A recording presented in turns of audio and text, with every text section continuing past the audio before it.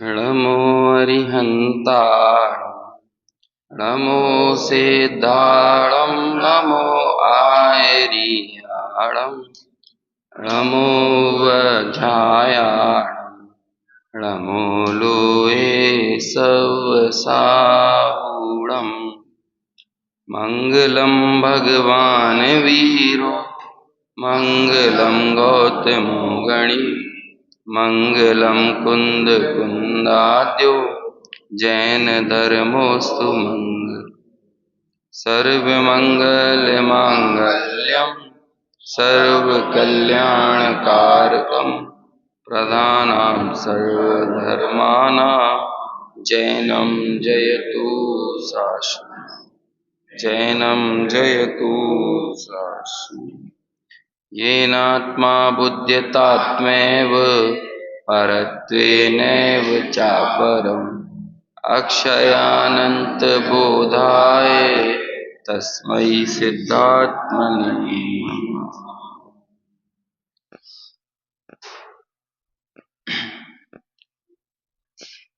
71 number के श्लोक से चर्चा करना है अपन को। 70वें श्लोक तक हो गई थी, है ना।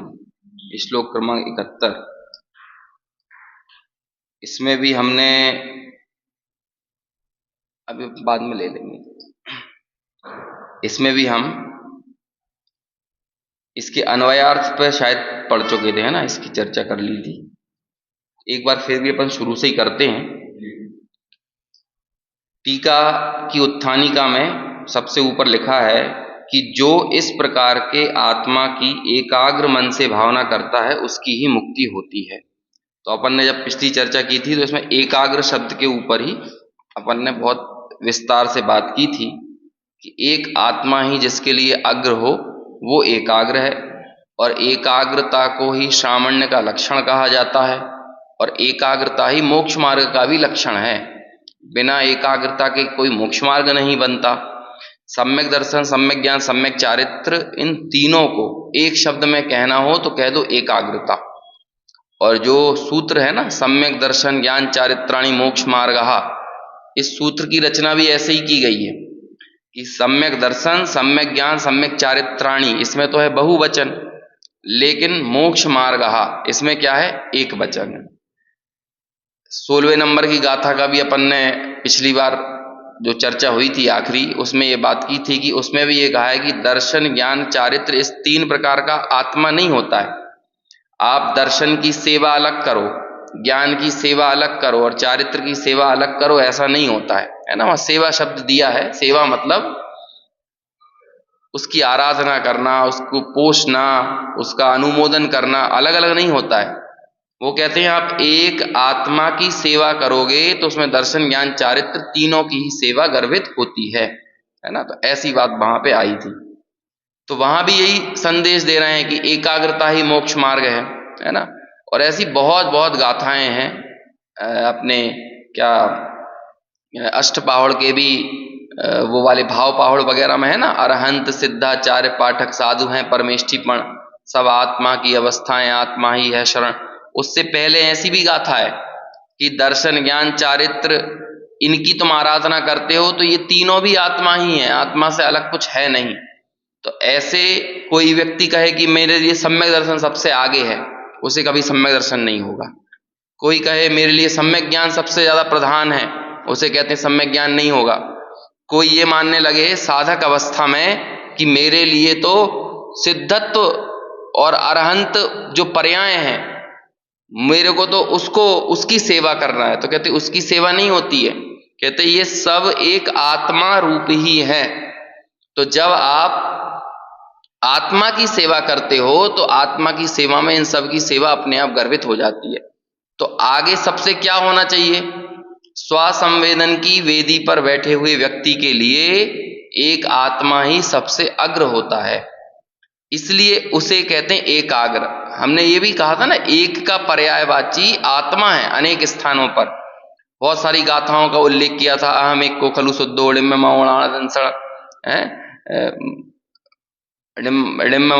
दंसण समग्गो वाली गाथा हो, या 38वें नंबर की गाथा हो, अहम एक को खलु शुद्धो, है ना, दंसण नाण मय्यो सदा रूबी, ये वाली गाथा हो, एगो में सासदो अपाणान दंसण लक्षणों शेषा में बाहिरा भावा सव्वे संयोग लक्षणा। यहाँ सब जगह आत्मा नहीं बोल रहे हैं, है ना, आत्मा तो बाद में कह रहे हैं। एगो, एक हूं, इस एक में बहुत वजन है।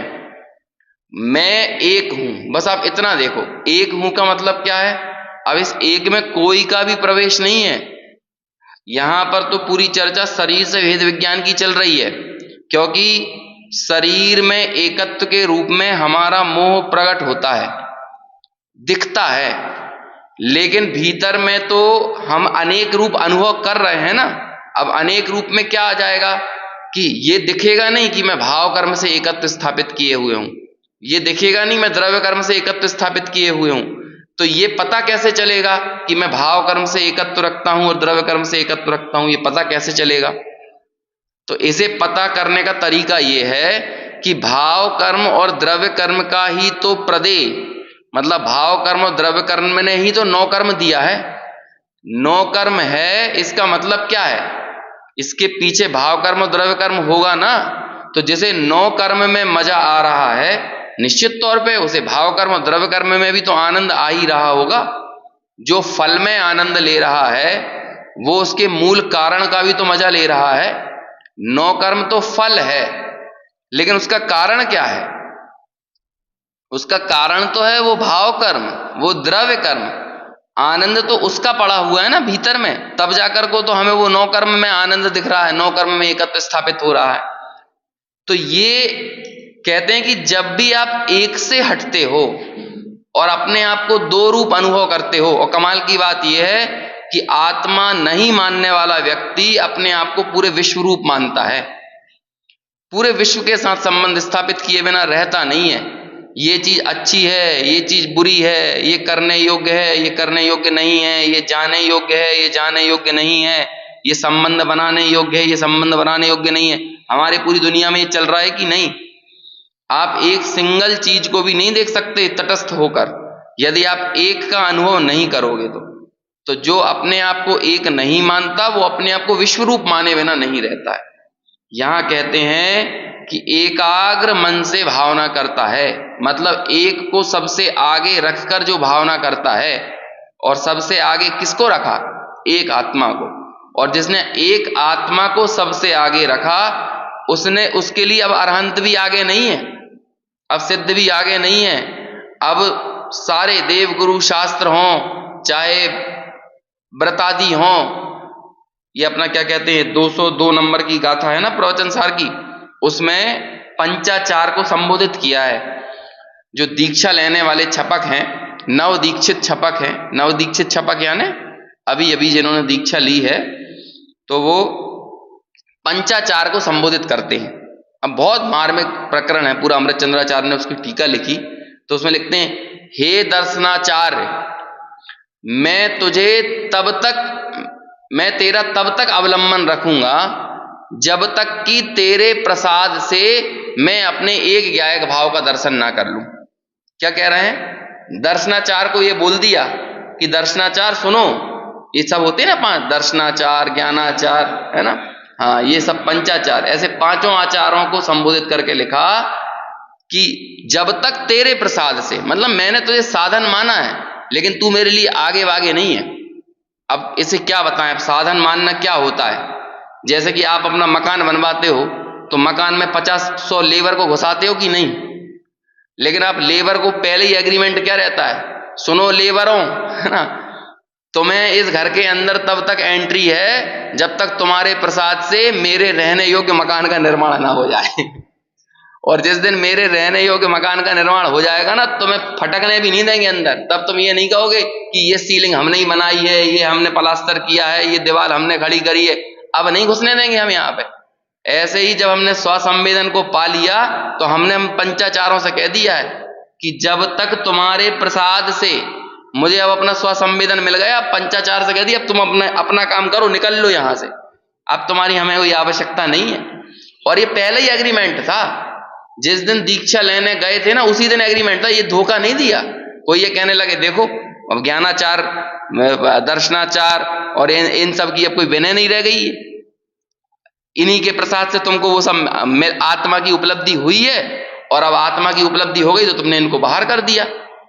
तो कहते हैं इनकी सुंदरता ही इस बात में है कि आत्मा मिल जाने के बाद ये रास्ते से हट जाएं। जिसका जो नेचर होता है यदि वो उस नेचर के अनुरूप नहीं है तो वो दूषित कहलाता है। जैसे कि हर चीज का हमने एक नेचर मान लिया, अपनी बॉडी में भी हमने नेचर माना है। जैसे हमने माना है कि बाल तो काले होना चाहिए, ये सफेद होते हैं तो बुरा लगता है, और हमने कह दिया कि गाल गोरे होना चाहिए, है ना, लेकिन ये काले नहीं होना चाहिए और ये सफेद नहीं होना चाहिए। क्यों? क्योंकि हमने दिमाग में सेट कर लिया ना कि भैया ये तो ऐसा ही होना चाहिए। तो ये सबके अपने अपने नेचर हैं। पानी का हमने एक नेचर माना, यदि वो पानी उससे अलग होगा तो हमें मजा नहीं आएगा। शक्कर का एक नेचर होता है, शक्कर यदि अपना मीठापन छोड़ के कुछ और करने लगेगी तो मजा नहीं आएगा, ये नेचर होता है ना। ऐसे ही व्यवहार नय का नेचर है। क्या नेचर है? निषेध्य। निषेध्य और निषेधक संबंध होता है निश्चय और व्यवहार में। तो जब व्यवहार की सुंदरता ही इसी बात में है कि निश्चय आके उसको चाटा मार के बाहर कर दे, ये ही उसकी सुंदरता है, ये ही उसका, और बिना नेचर के किसी का अस्तित्व नहीं होता। यदि शक्कर मीठा रहना छोड़ देगी तो शक्कर शक्कर रह जाएगी, शक्कर का अस्तित्व चला जाएगा। तो नेचर है ये उसका। ऐसे ही व्यवहार नय की कोई औकात नहीं रह जाएगी, अस्तित्व नहीं रह जाएगा यदि उसका निषेध होना बंद हो जाए। व्यवहार नय तो खड़ा ही इसलिए होता है कि तुम मेरा निषेध कर दो। ऐसे ही ये पंचाचार क्या है? ये भेद है ना, भेद कल्पना है सब में, तो ये व्यवहार है। इसी तरह दर्शन ज्ञान चारित्र के भेद को भी व्यवहार कह दिया। क्यों कह दिया व्यवहार?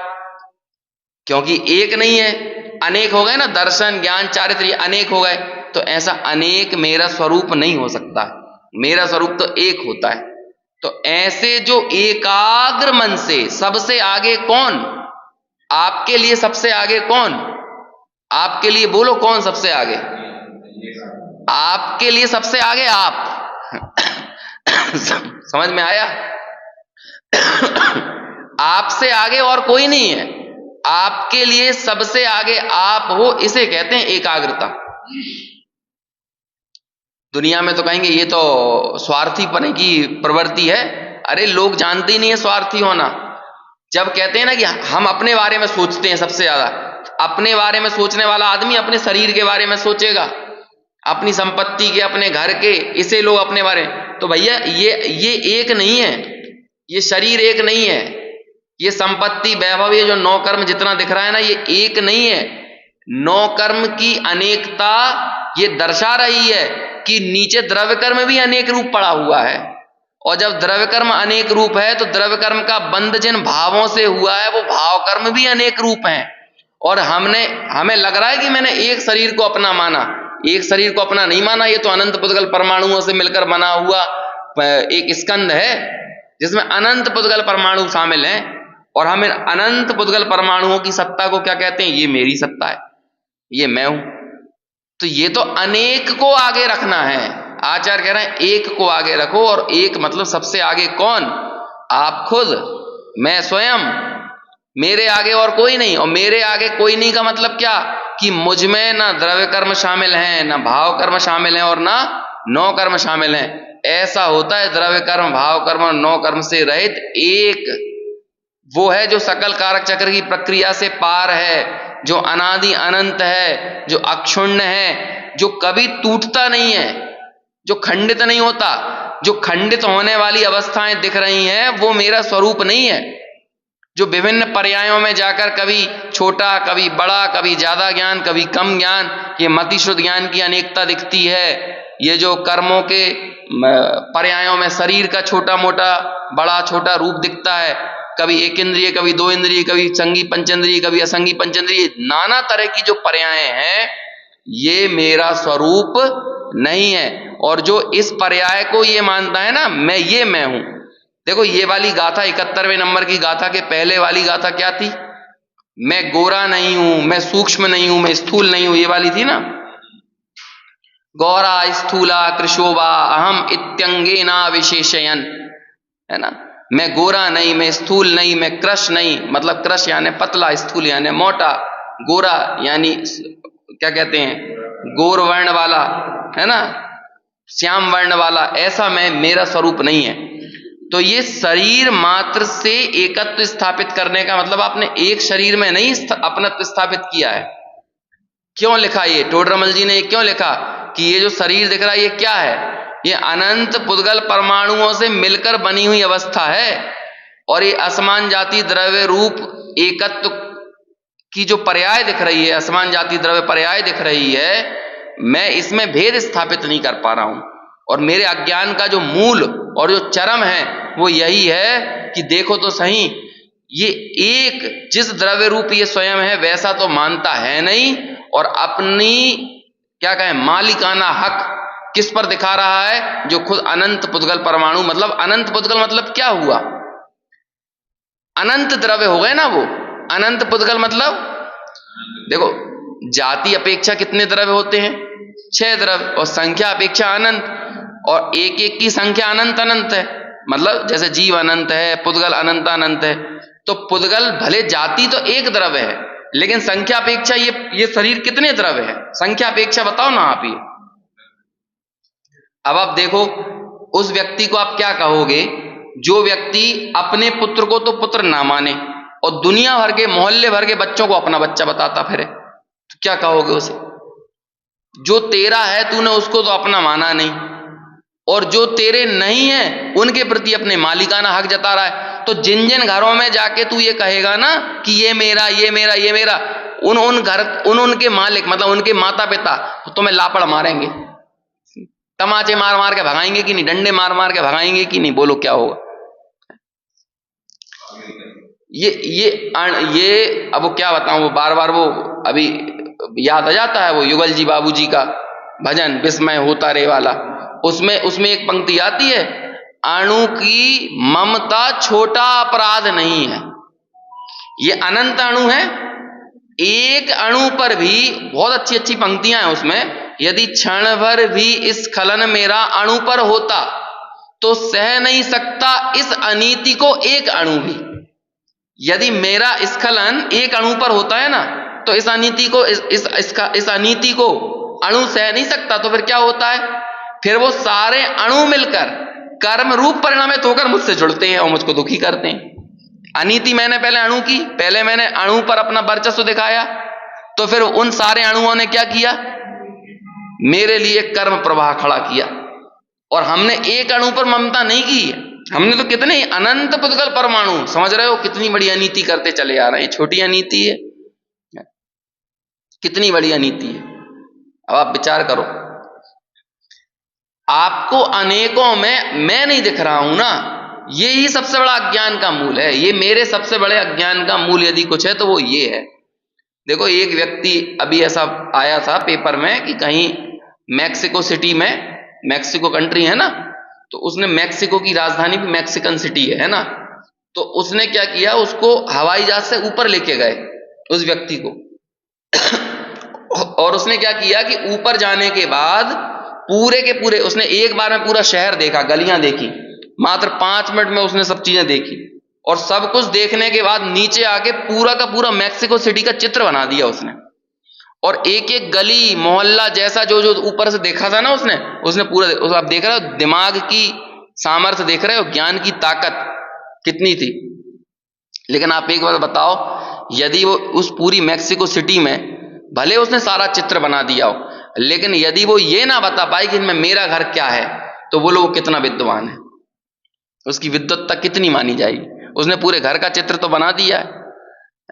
ऐसे ही जब देखो 11 अंग 9 पूर्व के ज्ञान की उलाहना क्यों दी जाती है? 11 अंग 9 पूर्व में बहुत अच्छी अच्छी बातें ही पढ़ी हैं उसने, तात्विक द्वादशांग का ही हिस्सा है ना 11 अंग और 9 पूर्व। लेकिन समस्या क्या होती है कि वो एक को आगे नहीं रख पाता है, एकाग्र नहीं हो पाता है। 11 अंग 9 पूर्व में सब कुछ जान तो गया, ज्ञान का उगाड़ इतना हो गया कि 11 अंग 9 पूर्व तक पहुंचा, लेकिन समस्या क्या है? समस्या ये है कि वो ये नहीं जान पाया कि इसमें मैं कहां हूं। अभी हम ये बोल रहे हैं, हम जीवन में अपने क्रिया करते हैं नाना प्रकार की। घर में कोई पुरुष है तो वो अपना व्यवसाय, दुकान, ये काम देखता है, महिलाएं तो अपने घर गृहस्थी, किचन आदि के काम देखती हैं। लेकिन आपको इसमें ये पता चल रहा है कि मैं कौन हूं, इन क्रियाओं में, इस जानने में मैं कौन हूं, मेरी सत्ता क्या है, यदि मेरी सत्ता की खबर है तो फिर मालूम आचार्य उसे क्या कहते हैं, तुम प्रकरण चेष्टा तो कर रहे हो लेकिन प्राकरणिक नहीं हो रहे हो।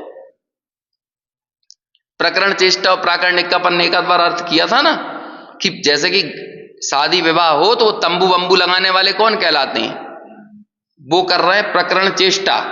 लेकिन एक व्यक्ति जो बिल्कुल तंबू नहीं लगा रहा है, एक साइड कोने में बैठा हुआ है, किसी बच्ची का पिता जिसने पूरा 20, 30, 50 लाख रुपए खर्च किया है, वो एक टेंट को, तंबू को, कुर्सी को, पंडाल को, किसी को हाथ नहीं लगा रहा। लेकिन प्राकरणिक कौन है? यदि शादी बिगड़ेगी तो आरोप किस पे आएगा, और शादी सुधरेगी तो प्रशंसा कौन लेगा? वो तंबू लगाने वालों को लेंगे।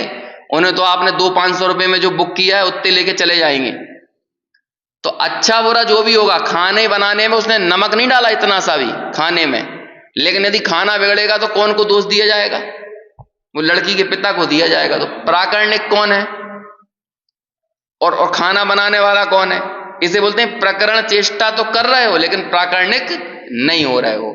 ऐसे ही आपने ये जान लिया ना अपने सर्व कार्यों के बीच में कि मैं कौन हूं, और आपने उसे सबसे आगे रखा, तो भले आप सब करो, युद्ध लड़ता हुआ भी, कोई चक्रवर्ती हो युद्ध लड़ रहा हो, कोई राजा हो महाराजा हो युद्ध लड़ रहा हो, लेकिन उसे सम्यक दर्शन है, आत्मानुभूति है, एकाग्र मतलब एक आत्मा को जिसने सबसे ऊर्ध्व रखा है, ऐसा व्यक्ति युद्ध लड़ने के काल में भी 41 प्रकृतियों का संवर कर रहा है कि नहीं?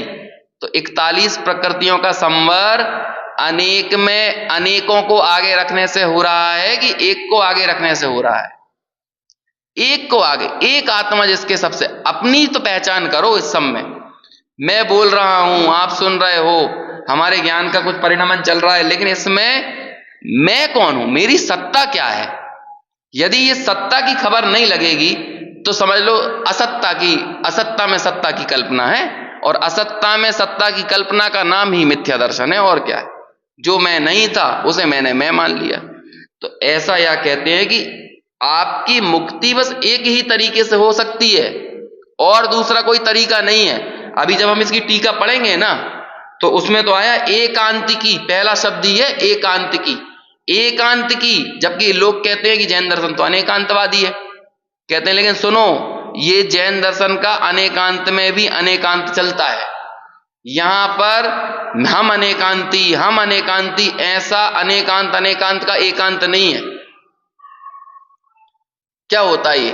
जैसे क्या हुआ था कि जब 1990 में सोवियत संघ का विघटन हुआ ना, पहले से भी दो भेद चल रहे थे, लेकिन उस समय आजादी के बाद से ही लगातार अमेरिका और रूस में तनाव चलता था। तो अमेरिका ने अपना एक ग्रुप बना लिया और रूस ने अपना एक ग्रुप बना लिया। एक कैपिटलिस्ट कंट्री कहलाती थी पूंजीवादी, और एक ये कम्युनिस्ट कंट्री कहलाती थी साम्यवादी या समाजवादी, सोशलिस्ट कंट्री कहलाती थी। तो भारत से भी बोला कि तुम रूस की साइड हो गए कि अमेरिका की साइड? तो भारत ने क्या बोला कि हम तो गुट निरपेक्ष हैं, हम किसी गुट में नहीं है। फिर बाद में क्या हुआ कि भारत ने कहा कि हम गुट निरपेक्ष हैं, तो भारत के ही तरफ कई 10, 30, 40 गुट देश और शामिल हो गए, और वो सब क्या कहने लगे कि हम भी गुट निरपेक्ष हैं। अब क्या हो गया, गुट निरपेक्षों का एक गुट बन गया कि नहीं बना? आपने कहा आप अमेरिका के गुट में नहीं हो, आप रूस के गुट में नहीं हो, हम तो गुट निरपेक्ष हैं। तो सारे गुट निरपेक्ष आके एक जगह जुड़ गए, तो वो भी तो एक गुट बन गया कि नहीं?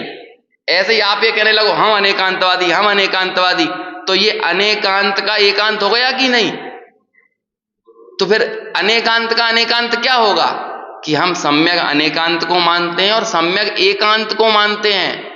कुछ चीजें एकांतता ऐसी ही होंगी जैसे आग गर्म ही होगी, समझ में आया? अब उसमें अनेकांत नहीं चलेगा कि आग ठंडी भी होगी और आग गर्म भी होगी, ऐसा नहीं है। आप 4 अलग अलग दृष्टियां आग में लगाओगे तो क्या लगाओगे कि आग गर्म भी है, आग पीली भी है, या मतलब जो स्वर्णमयी जो ऊर्जा होती है ना, आग वैसी भी है, आग धूम्रमय भी है। ये अनेकांत तो लगा सकते हो आप, ये अनेक धर्म तो उसमें सिद्ध किए जा सकते हैं, लेकिन एक अग्नि में शीतलता और उष्णता दोनों सिद्ध किए जा सकते हैं। शकर सफेद है, शकर कठोर है, शकर मीठी है, ये अनेकांत तो लगेगा। लेकिन शकर खारी भी है और शकर मीठी भी है, ये अनेकांत नहीं लगेगा। ऐसे ही कोई कहने लगे कि राग से भी मुक्ति है, या फिर लोक में चलता है, खासतौर से जब अपन शिवराज सिंह चौहान भाषण देते थे ना पहले कहीं भी मंच पे जाके, तो एक बात बोलते थे वो कि 3 तरह से मुक्ति होती है, क्रिया से मुक्ति होती है, ज्ञान से मुक्ति होती है, और वो नहीं कर्म से और कर्म से मुक्ति है, ज्ञान से मुक्ति और भक्ति से मुक्ति है। ये सब लोग मुक्ति पाएंगे, जैन दर्शन नहीं बोलता ये। ज्ञानेव ज्ञानेव ज्ञानम पच्चक्षाणम, है ना, ज्ञान से ही मुक्ति है, ज्ञान ही प्रत्यक्षान है।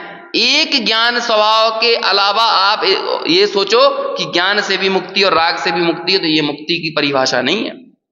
ये होगी कि कहीं अन्य जगह परिभाषा, ऐसा अनेकांत जैन दर्शन में नहीं चलता है।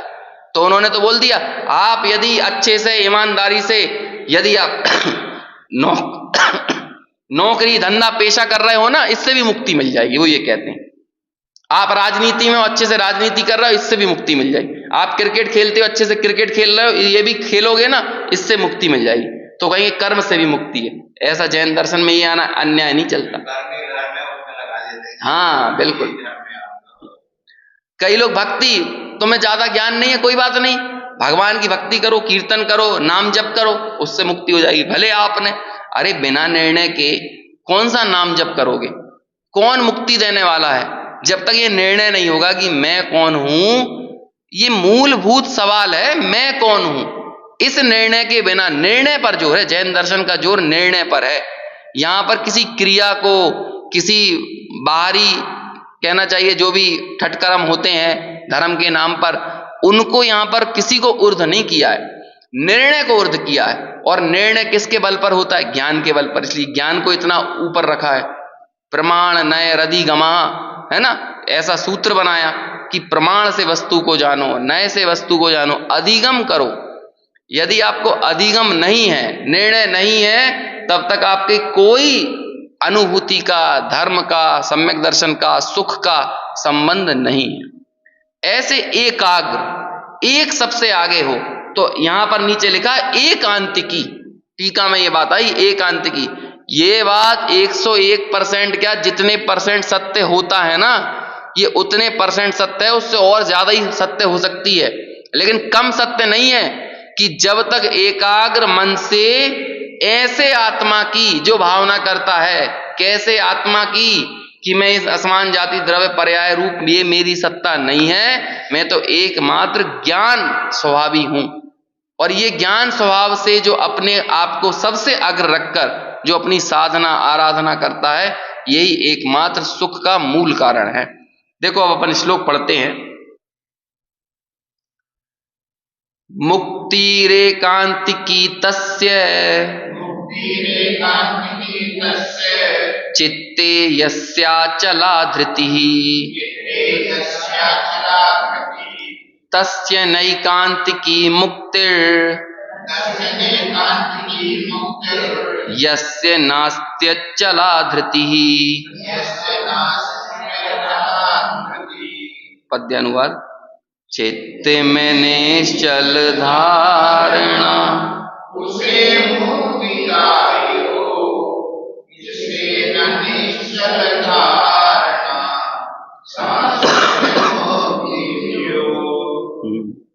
देखिए क्या लिखते हैं, एकांतिकी तस्य मुक्ति, उसकी ही मुक्ति है एकांतिकी, मतलब एकांत से।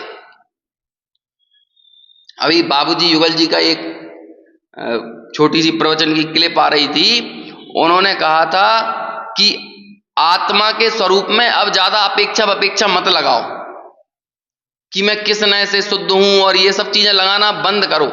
यदि नए को ही देखते रहोगे तो फिर स्वरूप की प्राप्ति नहीं कर पाओगे। ऐसा कहते हैं कि श्रद्धा बिना नए की होती है, नए जब तक लगते हैं वो ज्ञान में लगते हैं।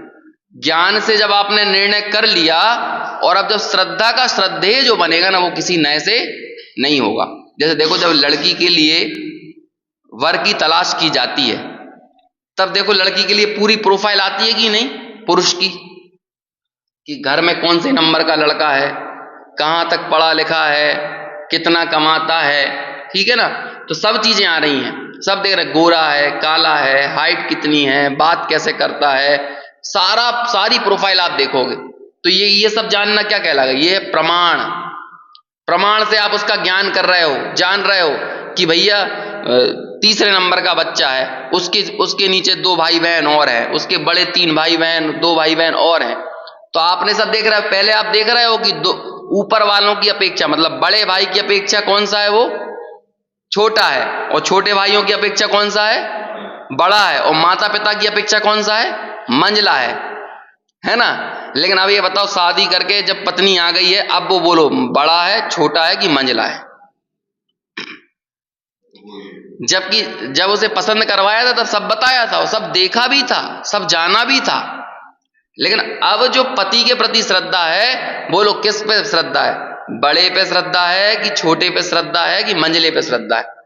अब वो पति को कैसा मान के श्रद्धा कर रही है? बड़ा मानकर, मंझला मानकर कि छोटा मानकर? इसलिए श्रद्धा में कोई नए नहीं चलते हैं। वो तो एकांत की ज्ञान ने उसको बता दिया ना। और जब श्रद्धा ने उसे अपना श्रद्धेय मान लिया है, अब इसके बाद वहां पर कोई भी नए वय लगने वाले नहीं है ना। ऐसे ही एकांतता ये मैं हूं, ऐसे ही यहां पर बोल रहे हैं एकांत से। क्या कहा? एकांत से मुक्ति बस उसकी होगी। अब इस एकांत लगा के उन्होंने सारे जितने भी मुक्ति के नाम पर तरह तरह की प्ररूपणाएं चलती हैं, उन सब का निषेध कर दिया। कि कोई कहे कि क्रिया से मुक्ति है, कोई कहे भक्ति से मुक्ति है, कोई कहे कि परम ब्रह्म में समाने से मुक्ति है, कोई कहे तीर्थ यात्रा। एक अस्थि की आप कितनी नास्तियां निकाल सकते हो? निकाल लो इसमें। अभी इन नास्तियों की चर्चा करने जाएंगे तो कोई घंटों हम बात कर लें तो भी कम पड़ जाए। 2 और 2 4 होते हैं, लेकिन 2 और 2 कितने नहीं होते? बोलो कितने घंटे तक बोल सकते हो आप? ये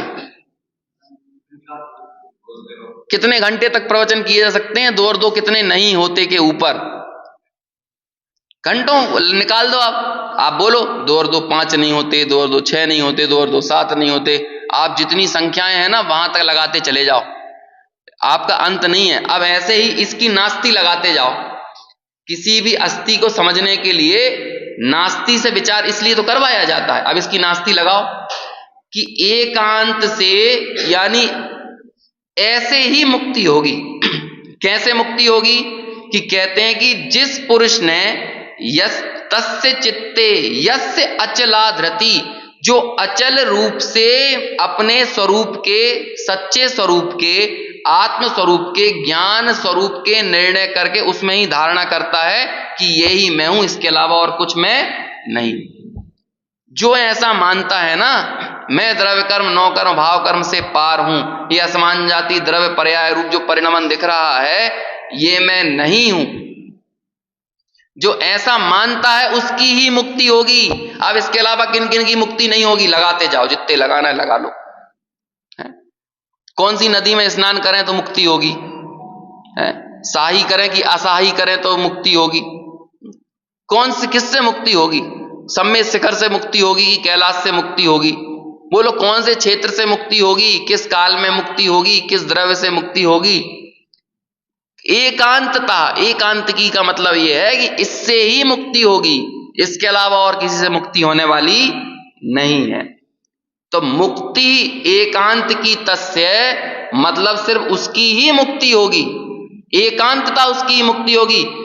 यस्य चित्ते, जिसके चित्त में अचला धृति ही, अचल रूप से इस आत्म स्वरूप की धारणा वर्तती है, बस उसकी ही मुक्ति होगी। तस्य ना एकांत की मुक्ति। देखो पढ़ने में कठिन लग रहा है लेकिन बहुत सरल श्लोक है। मुक्ति रेकांत की तस्य, उसकी ही मुक्ति होगी। यस्य अचलाधृति, चित्ते यस्य अचलाधृति। और किसकी मुक्ति नहीं होगी? तस्य ना एकांत की मुक्ति, और उसकी मुक्ति नहीं होगी यस्य नास्त्यचलाधृति, जिसके चित्त में अपने स्वरूप के प्रति शंका है, जो अपने स्वरूप, अपने ज्ञान स्वरूप को ना जानकर इसे अनेक रूप अनुभव कर रहा है, उसकी मुक्ति नहीं होगी। अब आप अनेक रूप की व्याख्या कर लो, जो जो मान रहे हैं, बस शांति से बैठ के ये सोचो कि मैं क्या मान रहा हूं अपने आप को। मेरी सारा उपयोग का परिणमन परिवर्तन किस चीज में चल रहा है? यदि मैं खाली बैठ के मैं क्या विचार करता हूं? ऐसा कहते हैं एकांत जो है ना, वो अध्यात्म का पार्श्व संगीत है। क्या है? अध्यात्म का पार्श्व संगीत। एकांत में ही आप अपने बारे में जो विचार करोगे ना, वो आपकी रियलिटी होगी। जैसे अभी हम यहाँ सबके सामने बैठे हैं, यहाँ हम हमारे बारे में सही बता नहीं सकते, ना मैं अपने बारे में, ना आप अपने बारे में, किसी के बारे में नहीं बता सकते हो। यहाँ तो हम वो बोलेंगे जो हम इस माहौल से पा रहे हैं, हम वो नहीं बोलेंगे जो हम वाकई में सोच रहे हैं या मान रहे हैं या जो हमारी धारणा है। हम तो यहाँ वही कहेंगे कि भाई यहाँ माहौल में तो हमें यही बोलना है कि मैं आत्मा हूं, मैं ज्ञायक हूं, मैं ज्ञान स्वभावी हूं। आप तो हम कह रहे हैं रात को 2 बजे उठो, कभी कभी नींद खुल जाती है, तो कभी ये सोचो कि अभी 2 बजे जो विचार चल रहा है बस उसको देखो तटस्थ होकर कि मैं क्या सोच रहा हूं। मेरी जो चिंताएं हैं, जो मेरे विकल्प तरंगे हैं, वो किस तरफ आगे बढ़ रही हैं। मैं ये सोच रहा हूं कि बोलो कि मेरे बच्चे का क्या होगा, मेरी पत्नी का क्या होगा, मैंने फलाने से इतना कर्जा ले रखा है उसको मैं कैसे चुकाऊंगा, है ना, ये लोन की EMI इस महीने की मैं कैसे भरूंगा। आपके दिमाग में ये चल रहा है, या और भी कुछ चल रहा है, कोई प्लानिंग चल रही है, पुत्री का विवाह करना है, पुत्र का विवाह करना है, या फिर आपको अपनी धन संपत्ति के बारे में चिंता है, क्या है। या फिर कभी कुछ ऐसा प्रश्न भी उठता है कि प्रतिक्षण बीतने वाली इस पर्याय में, ये पर्याय निरंतर निकलते जा रही है, लेकिन मैं इस बात का अनुभव करने के लिए बिल्कुल भी तत्पर नहीं हूं कि मेरा स्वरूप क्या है, मैं कौन हूं, इसमें मैं क्या हूं, मैं कहां हूं, इन विकल्पों में मैं कहां हूं, इन संयोगों में मैं कहां हूं, इन क्रियाओं में मैं कहां हूं। यदि हम उस मैं को खोजने के लिए तत्पर नहीं है, तो उससे हमारी पूरा का पूरा व्यक्तित्व तो पता चलेगा कि हमारी धारणा क्या है। यहां जो लिख रहे हैं ना धृति, या मेरे दिमाग में ये चल रहा होगा कि मैं चलो थोड़ा फलाना शिविर लगने वाला है, उस शिविर में चला जाऊं, वहां थोड़ा सा ज्ञान अर्जित कराऊंगा, या फिर मुझे उसका रिजर्वेशन कराना है, या मेरे को यहां जाना है, मुझे उस तीर्थ पे जाना है। ये सब विकल्प तो चले, आप हम तो कह रहे हैं कुछ भी शुभ विकल्प भी हो सकते हैं, अशुभ भी हो सकते हैं, लेकिन आप उसमें अपनी धारणा देखो कि मेरे लिए सबसे आगे क्या है। और यहां साफ बोल रहे हैं एकांत की मुक्ति उसकी होगी।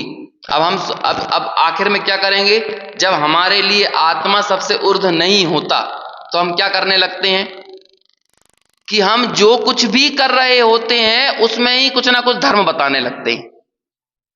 अब करें क्या, आत्मा को तो अग्र रख नहीं पा रहे, जबकि यहां साफ शब्दों में आचार्य को हम थोड़ी सी भी इज्जत देते हैं। यदि हमें वाकई में हमारे निर्ग्रंथ दिगंबर साधुओं के प्रति थोड़ा सा बहुमान का भाव है, उनकी हम भक्ति तो गा रहे हैं, है ना, बड़ी बड़ी बातें हम भक्तियों में कह रहे हैं, चलते फिरते सिद्धों से प्रभु, है ना, इस तरह की बातें हम मुनिराजों के प्रति कह रहे हैं।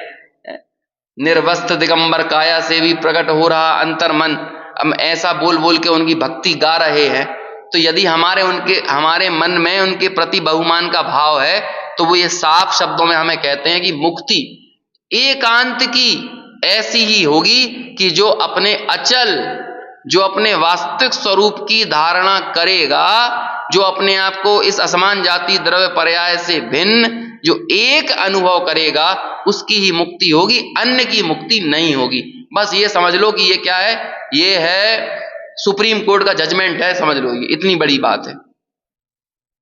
हमारे एक मित्र हैं, तो वो कहते हैं कि मेरे पास शेयर मार्केट में इतना अच्छा सोर्स है, ऐसे व्यक्ति का सोर्स है कि जो पूरा शेयर मार्केट चलाता है ना, ऐसा बोलते हैं लोग। तो बोलते हैं, तो वो हमें सीधे उनसे मिलता है। तो फिर उनसे पूछा कि क्या उनसे सोर्स मिलता है, तो बोलते हैं कि बस उन्होंने शेयर का नंबर लिख के भेज दिया या नाम लिख के भेज दिया, और ज्यादा नहीं लिखते, ये नहीं लिखेंगे कि ये खरीद लो या बेच दो, बस उन्होंने लिख के भेज दिया, शेयर का नाम लिख दिया, कुछ भी लिख दिया, मान के चलो आज जो भी शेयर चल रहा है कोई लिख दिया, मान के चलो SBI, तो उसने ये उन्होंने लिख दिया ना व्हाट्सएप पे वो मैसेज, तो कहते हैं ये हमारे लिए भगवान का संदेश है, ये बोलते हैं। अब हम उसमें ज्यादा शंका नहीं करते हैं, हमने तो ये बोल दिया कि उन्होंने बोल दिया SBI, तो मतलब ले लो भैया, ये जितने शेयर ले सकते हो ले लो। और बीच में उन्होंने बोल दिया कि कभी अब लिख दिया कि सेल, बस SELL सेल, तो सेल मतलब बेच दो, तो अब ये बेच दो लिख दिया ना, तो ये हमारे लिए भगवान का संदेश है। अभी हम इसमें कोई शंका नहीं करते। अब अपने ही हैं, मुमुक्षु ही हैं, है ना, स्वाध्यायी भी अभ्यासी भी हैं, तो हम उनसे बोलते हैं कि जितना भगवान का संदेश वो लगता है उतना भगवान का संदेश ये लगता है। ये तो वाकई में भगवान का संदेश है। तुम वहां पर तो झूठी उपमा दे रहे हो, वहां पर तो झूठी उपमा दी है। किसी व्यक्ति को आपने अपने धन संग्रह के विषय सेवन की लालसा से कि मेरे पास और संपत्ति जुड़ जाए, इससे तुमने एक व्यक्ति को भगवान की संज्ञा दे दी, जो कि झूठी संज्ञा है। लेकिन जो सच्चा भगवान है, उस भगवान का उपदेश भी तुम्हें लगता है कि ये भगवान का उपदेश है, ये एकांत उपदेश उनका है, इसके अलावा और मुक्ति नहीं होगी। इस वाले में, इसमें हमें शंका लगती है। इसमें तो हम बोलते हैं अब ये देखो भैया, जब आत्मा को जानना होगा तब जान लेंगे, अभी तो थोड़ा व्यवहार कर लेने दो। व्यवहार करने में दिक्कत नहीं है, लेकिन व्यवहार के प्रति जो उपादेय बुद्धि का भाव पड़ा हुआ है ना, वो बड़ी समस्या वाला है। उससे बचने के लिए यहां पर आचार्य संदेश देते हैं। तो यहां कहते हैं कि मुक्ति रेकांत की तस्सैव, उसकी ही मुक्ति होगी जिसके चित्त में यस्याचला धृति, जिसके चित्त में अचल अपने स्वरूप के प्रति धारणा होगी, और उसकी मुक्ति नहीं होगी जो अपने अचल स्वरूप के प्रति धृति यानी धारणा से रहित है। देखो अन्वयार्थ पढ़ लेते हैं, छोटे ही अन्वयार्थ और टीका, और जो अपन ने बात कर ली है वही सब बात इसमें लिखी है। जिस पुरुष के चित्त में आत्म स्वरूप की निश्चल धारणा है, उसकी एकांत से अर्थात नियम से मुक्ति होती है, और जिस पुरुष की आत्म स्वरूप में निश्चल धारणा नहीं है, उसकी अवश्यम भाविनी मुक्ति नहीं होती है, चाहे वो कुछ भी क्यों ना करे, नहीं होती। टीका, एकांत की अर्थात अवश्य होने वाली मुक्ति उस अंतरात्मा को होती है कि जिसके चित्त में अविचल धृति अर्थात आत्म स्वरूप की धारणा होती है, और स्वरूप में प्रसति अर्थात लीनता होती है। परंतु जिसके चित्त में अचल धृति या धारणा नहीं होती, उसको अवश्यंभावी मुक्ति नहीं होती है। भावार्थ, जिसका उपयोग अन्यत्र ना भ्रम कर आत्म स्वरूप में ही स्थिर होता है, उसकी मुक्ति नियम से होती है। परंतु जिसका उपयोग एक से दूसरे स्थान पर भ्रमता है और आत्म स्वरूप में स्थिर नहीं होता, अब एक से दूसरे स्थान पर भ्रमना यही कि ये विषय छोड़कर इस विषय को ग्रहण कर लें, इस विषय को छोड़कर ये विषय ग्रहण कर लें, और आत्म स्वरूप में स्थिर नहीं होता, उसकी मुक्ति कभी नहीं होती। जहां मोह भाव सहित उपयोग पर पदार्थों में अटकता है, वहां सविकल्प दशा वर्तती है। उस सविकल्प दशा में उपयोग आत्मा में स्थिर नहीं हो सकता। निर्विकल्प दशा में ही उपयोग आत्म स्वरूप में स्थिर होता है। जिसका उपयोग आत्म स्वरूप में स्थिर होता है, उसको ही मुक्ति होती है, अन्य को नहीं। इसलिए ऐसी एकांत मुक्ति की यहाँ पर जो कहना चाहिए एक पूरी प्रोसेस है, पूरी प्रक्रिया है, उसको यहाँ पर बताया। अब अगला श्लोक कहेंगे तो वो श्लोक ऐसा है, वो हम सब की मूलभूत समस्या से जुड़ा हुआ है कि लोक का संसर्ग त्यागो। और यहाँ पर हम सब की सारी जो शक्ति लग रही है ना, वो लोक में ही लग रही है, लोक के संसर्ग में, लोक को राजी करने में, लोक को मनाने में, खुश करने में। अब आचार्य कहेंगे कि ऐसी एकांत मुक्ति के लिए तुम्हें अचल धारणा बनाने के लिए ये लोक के संसर्ग से बचने की बहुत जरूरत है। तो ये चर्चा अपनी आगे कल चलेगी।